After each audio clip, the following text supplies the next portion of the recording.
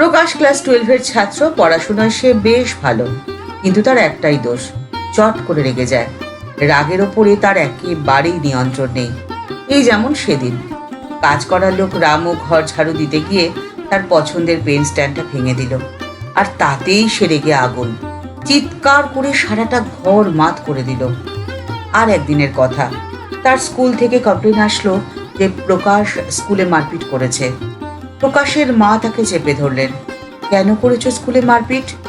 আমাদের মান সম্মান তুমি সমস্ত ধুলোয় মিশিয়ে দিয়েছ। মারপিট করবো না তো কি করব? বিনয় আমার থেকে স্টোরি বুক একটা পড়বে বলে নিয়েছিল, কিন্তু আমায় যখন বইটা ফেরত দিল তখন আমি দেখছি যে বইটার অনেক কটা পাতা আলগা, তাই আমার খুব রাগ উঠে গেছিল।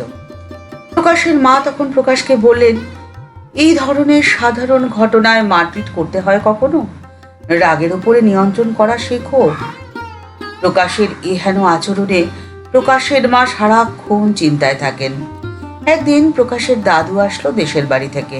তিনি খুব জ্ঞানী মানুষ। প্রকাশের মা ওনাকে প্রকাশের বদমেজাজের কথা বললেন।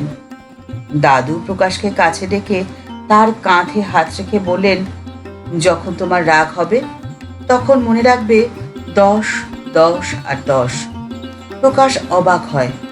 10, 10, 10? সে আবার কি দাদু? ধরো তোমার পছন্দের টি শার্টটি কোনো কারণে ছিঁড়ে গেল, তখন তোমার নিশ্চয়ই প্রচন্ড রাগ হবে। হ্যাঁ, খুব হবে। রাগ করবে না, তুমি সাথে সাথে মনে করবে 10, 10 আর 10। তোমার রাগ 10 দিন পরে নিশ্চয়ই কমে যাবে। খানিকটা তো কমবে। 10 সপ্তাহ পরে রাগ তখন আর থাকবে না। আর 10 মাস পরে কি হবে জানো? কি হবে?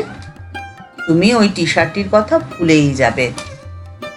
যে জিনিসের অস্তিত্ব তোমার জীবনে এত কম, তার জন্য অহেতুক রাগ করে মূল্যবান সময়কে কেন নষ্ট করা? জীবন হলো একটি নদীর মতন, কেবল বয়ে চলে।